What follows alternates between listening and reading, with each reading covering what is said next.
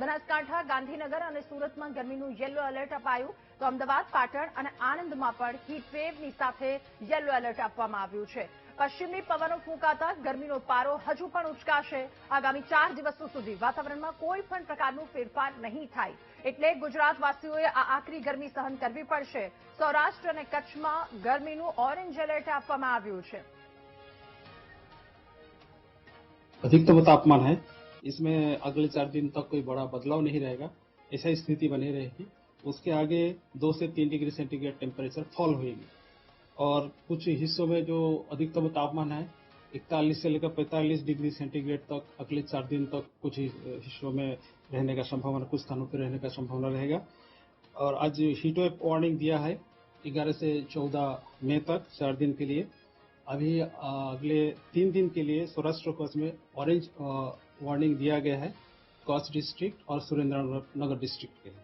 बाकी जो yellow warning दिया गया है इसमें द्वारका, राजकोट, बोटाड, जूनागढ़ और अमरेली के लिए सौराष्ट्र कच्छ में. और गुजरात रीजन में जो येलो वार्निंग हीटवेव दिया गया, हीटवेव वार्निंग दिया गया है, बनासकांठा, पाटन, गांधीनगर, आनंद, बड़ौदा और सूरत एंड अहमदाबाद के लिए दिया गया है. અને આખરી ગરમીથી અમદાવાદીઓ અકળાયા છે. અમદાવાદમાં આગ ઓગતી ગરમીનો પ્રકોપ હાલ ચારે તરફ જોવા મળી રહ્યો છે.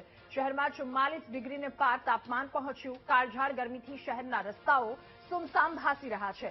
ગરમીથી બચવા માટે લોકો ઠંડા પીણાનો સહારો લઈ રહ્યા છે, ત્યારે લોકો ટોપી અને માસ્કનો પણ સહારો લઈ રહ્યા છે. આ ગરમીને લઈ અમદાવાદમાં ઓરેન્જ એલર્ટ આપવામાં આવ્યું છે, ત્યારે 44 ડિગ્રીને પાર તાપમાન પહોંચ્યું છે. જો કે આ પારો હજુ પણ વધવાની શક્યતા છે. એ પારો 46 સુધી પહોંચી શકે એ પ્રકારની શક્યતા વ્યક્ત કરાઈ છે. લોકો ઠંડા પીણાનો સહારો એક તરફ લઈ રહ્યા છે અને ગરમીને લઈને અમદાવાદમાં ઓરેન્જ એલર્ટ આપવામાં આવ્યું છે. આ સાથે અલગ અલગ જિલ્લાઓ કે જ્યાં એલર્ટ આપવામાં આવ્યું છે, કચ્છ અને સુરેન્દ્રનગરમાં પણ ઓરેન્જ એલર્ટ આપવામાં આવ્યું છે. આ પ્રકારની સ્થિતિ ગરમીને લઈને છે. ત્યારે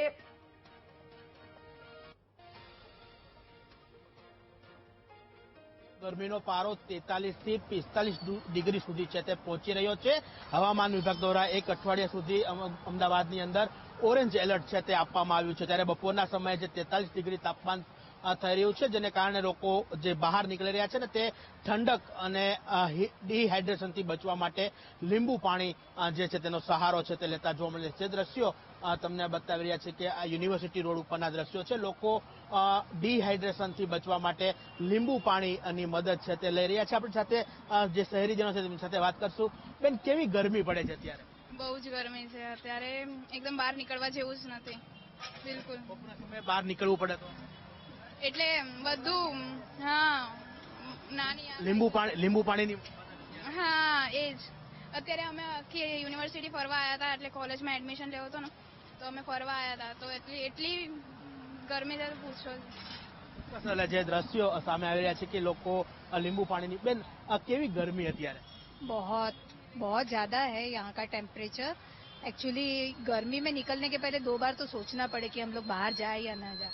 डिहाइड्रेशन के केसेस बढ़ जाते हैं ऐसे में. तो नींबू पानी ऐसा पीना पड़ता है. बॉडी को कूल रखने के लिए कुछ तो करना पड़े.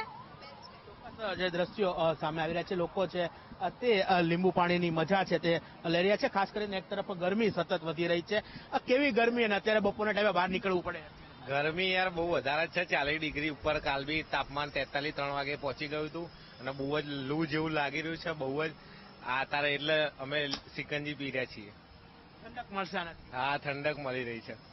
ચોક્કસ જે રીતની વાત કરવામાં આવે તો હવામાન વિભાગ દ્વારા જે સતત હવામાન વિભાગ દ્વારા ગરમીને લઈ જે આગાહી કરવામાં આવી છે, 43 થી 44 ડિગ્રી સુધી તાપમાન છે તે પહોંચી રહ્યું છે. ત્યારે લોકો બપોરના સમયે જે બહાર નીકળી રહ્યા છે તે લીંબુ પાણી અને સિકંજીની જે છે તે મજા છે તે માણી રહ્યા છે, ડિહાઇડ્રેશનથી બચી રહ્યા છે. બીજી તરફ જે રસ્તાઓ ઉપર નીકળતા લોકો છે તે પણ જે ગરમીથી બચવા માટે મોઢા ઉપર ટોપી પહેરી હોય, માથા ઉપર ટોપી અને જે મોઢા ઉપર કપડાઓ બાંધી અને બહાર નીકળવા માટેની ફરજ છે તે પડી રહી છે. મહત્વની વાત છે કે હવામાન વિભાગ દ્વારા હજુ પણ એક અઠવાડિયા સુધી અમદાવાદ સહિત રાજ્યના કેટલાક જિલ્લાઓમાં ઓરેન્જ એલર્ટ છે તે ગરમીને લઈને આપવામાં આવ્યું છે.